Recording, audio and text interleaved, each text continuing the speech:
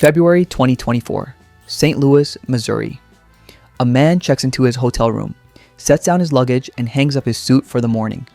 Tomorrow, he will stand before a federal judge and confess to one of the most brazen white-collar crimes investigators in this district had seen in years. He will admit to stealing over $250,000 from his employer. He will plead guilty. He will accept responsibility. Tonight, he orders room service. And when the bill comes, he doesn't reach for his own wallet.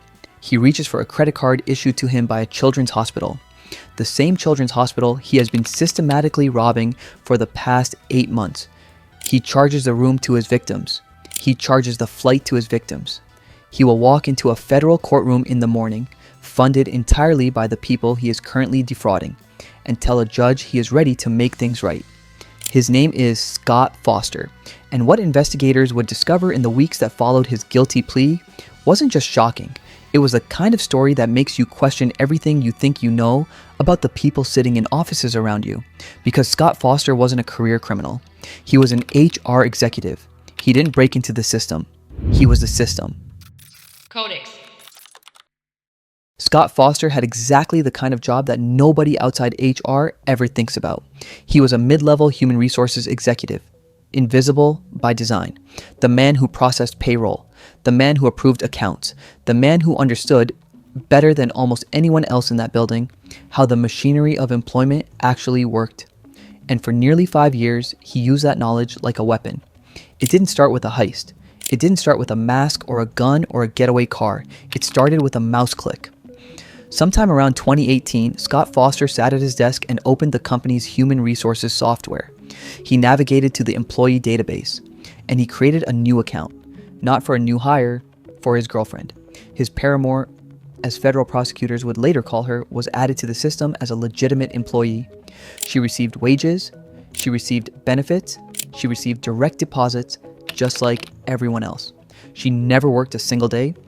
Over the next 5 years, that phantom account quietly drained $273,000 from the company's payroll system. Week after week, month after month, through 3 budget cycles, 2 rounds of audits, and 4 rounds of holiday bonuses. Nobody noticed. And Scott Foster? He kept going to work. He kept processing payroll. He kept approving accounts. He sat at the center of a system he had corrupted, and he smiled. The most dangerous employee in any organization is the one who knows exactly how much you trust them. But the ghost employee was only half the story. On the side, Foster was also charging personal expenses to a corporate American Express card.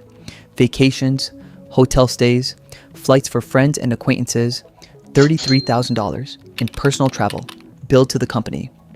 By December 2022, something had finally shifted. The company was closing in. Investigations were underway. And Scott Foster, after nearly 5 years of systematic theft, was terminated. Just like that. He lost a job. He lost a card. He lost access to the system. But Scott Foster wasn't done. So if he lost everything, the access, the income, the cover, what did he do next? And why would a man already under investigation make the decision that he made? June 2023. 6 months after being fired, 6 months after his fraud was first discovered, Scott Foster is hired by a nonprofit children's hospital. He gets a new title, a new office, a $20,000 relocation bonus, meant to help him move closer to the job. He doesn't move. He stays in Charlotte, North Carolina, 500 miles away, and uses his new hospital credit card to pay for his commute. Business class, hotel rooms, airfare back and forth week after week while his new employer believes he has relocated, while they believe he is a stable, trustworthy hire, while they believe they have done their due diligence. They haven't, because Scott Foster had never disclosed the federal investigation.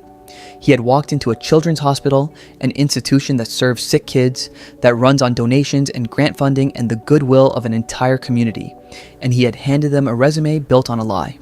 And then he started stealing.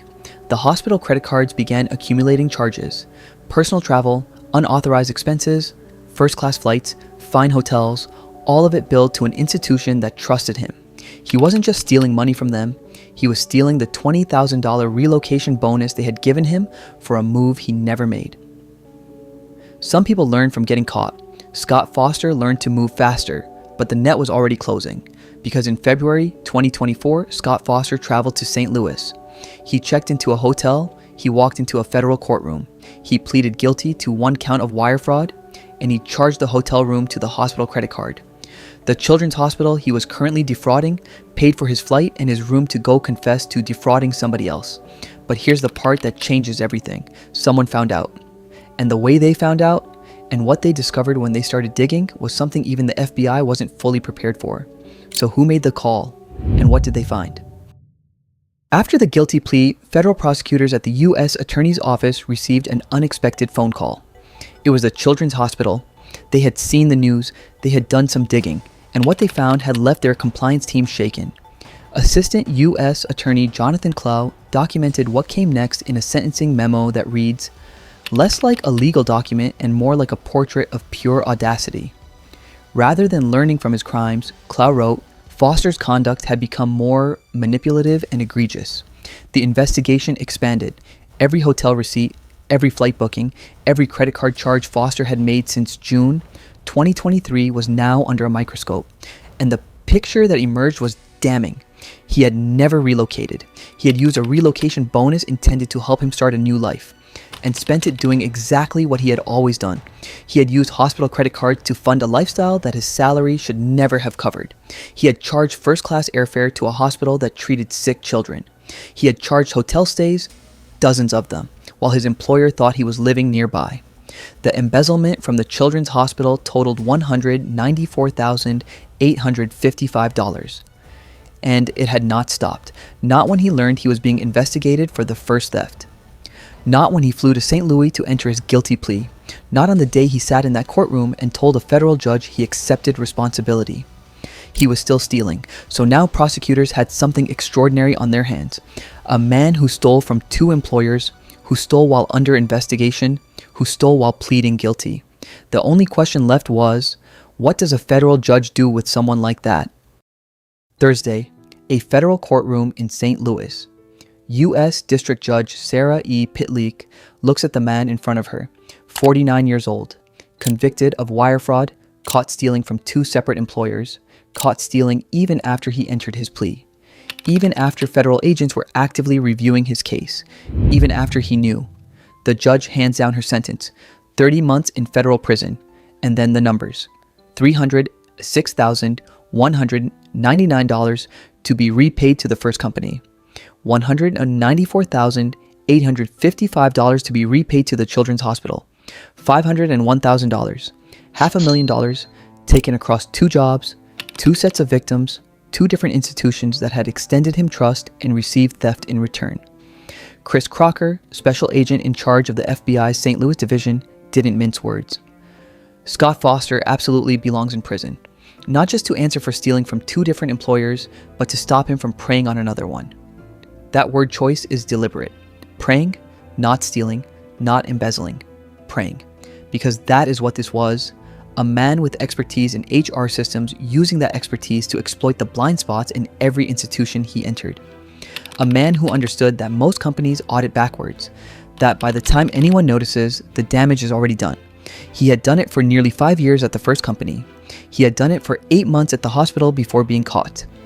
If the guilty plea had never made the news, if that hospital compliance officer had never made that phone call, how long would it have continued? Institutions rarely collapse all at once. They fail one ignored warning at a time. The FBI's message to employers was blunt. Strict internal controls, routine audits, a clear line of sight on every dollar. Not because fraud is rare, because it isn't.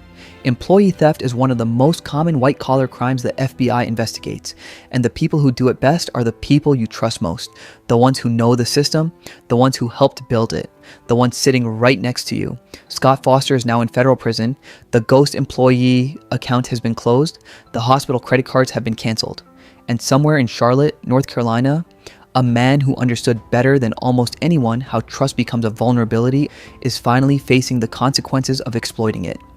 The question that lingers isn't how he got away with it for so long. The question is, how many people like him are still getting away with it right now?